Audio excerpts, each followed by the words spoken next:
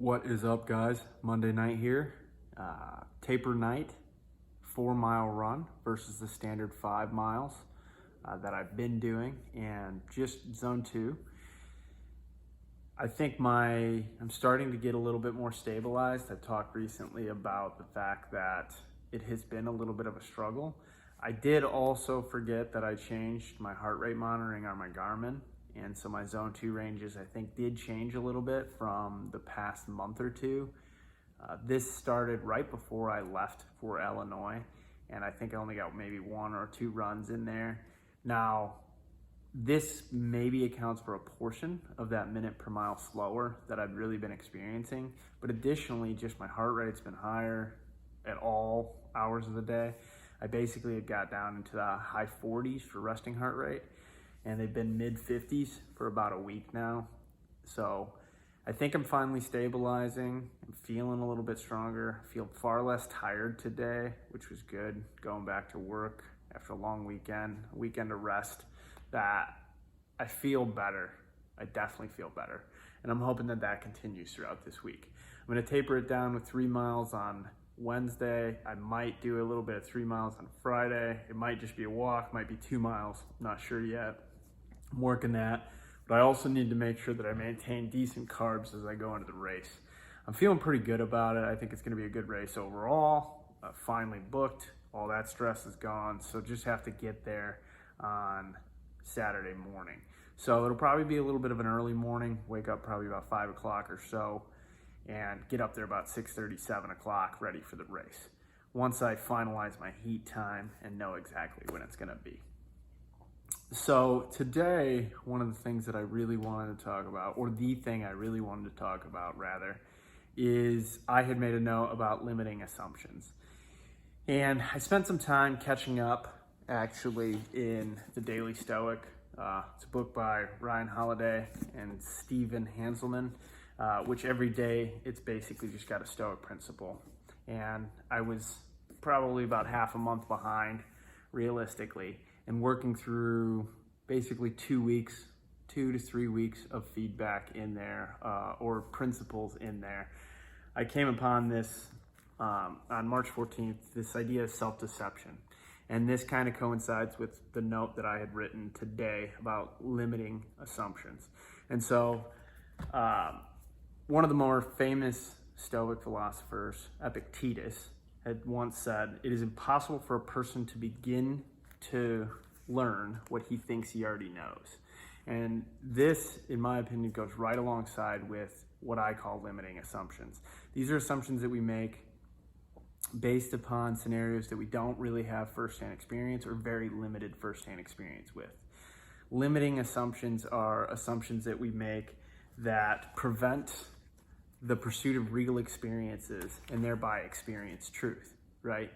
And really the only way that we can learn the truth of a situation is through action and through experiencing it and through either validating or invalidating the assumptions that we have.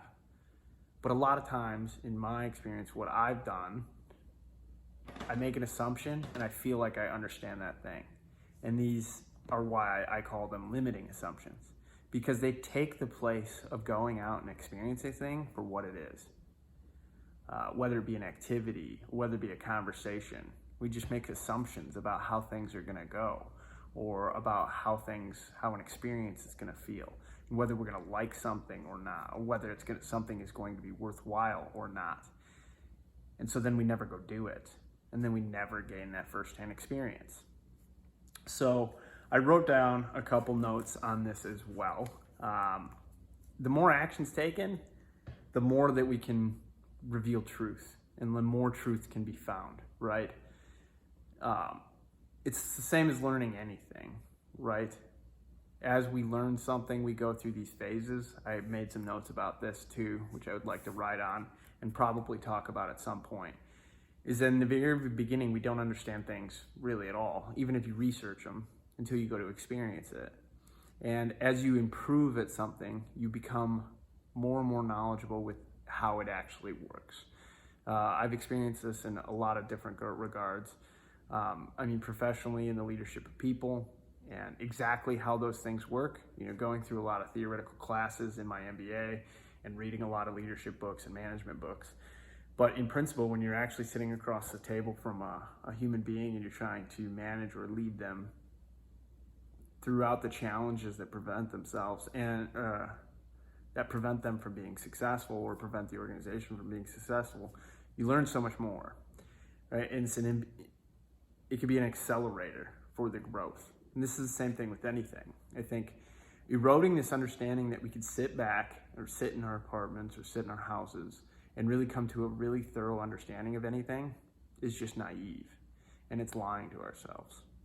So I wrote down additionally a couple notes, and I think that these are really key. These are things that I also am working on to do about the assumptions that I make about things. So what we need to do is challenge our assumptions, right? Or the pursuit of validating or invalidating them. If we think about it like a scientist, right? We have an hypothesis, and that hypothesis is our assumption. So we need to go out in the world and actually test that hypothesis. Is this real or is it not? Do I have this right or do I have this wrong? And we can rinse and repeat that cycle until we understand, yeah, this is a fact, or this, based upon all the evidence that I can find and gather, is the closest to the truth that I can demonstrate, right? And then it's real, it firms it up. You have evidence to support it throughout your experiences. And I think that's the truest way to live life. Otherwise, we could sit back and have an opinion on everything, yet we've never actually experienced it. This is part of the reason why I actually pursue a lot of the challenges and activities that I do, because one, of an interest in them, and two, of the interest of building character, but really learning exactly what goes into it and learning how to improve and doing it in particular fields or in particular exercises, so to speak, that allowed me to gain the real world experience and says, this is working or this isn't, right? And the tweaks that I've made towards my training that have helped me improve over this last year, theoretically, as I go into this race. I look to continue that as I go, and I'm probably going to, I think I had talked about this right when I started this video series, is that I need to book out the races throughout the rest of the year. I do not know if I will continue doing Spartans next year, but I definitely know that I have the annual pass this year and I want to make the most of it. So challenging your assumptions. I think disputing your opinions and perceptions as fact, like challenge that, dispute it as fact, and understand, apologies, cat's getting a little rowdy here. Dispute it as fact and understand that it's just a perception, and that through action, you can determine the reality of a scenario. We don't want to rest on the age-old adage. I don't know if that doesn't sound quite right. Anyways, we don't want to rest on the adage that is perception is reality. Go and find reality. Determine it. Determine the facts. Determine your truths. And do that via actions. Uncover that. And lastly, we need to validate or invalidate it. Come up with truths and then create the evidence that you need in your life to make you more knowledgeable and more wise. And that experience is life. You're figuring it out as you go.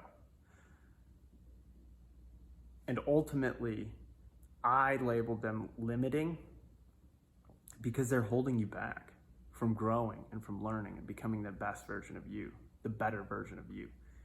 The better version of you has an increased level of understanding. You exercise understanding and reasoning. You experience things and determine them for what they are. That's the reality of it. And so eliminating your limiting assumptions and understanding that your perceptions can be flawed and holding you back, I think is a major step towards self-improvement. So I appreciate you guys' time. Have a safe night.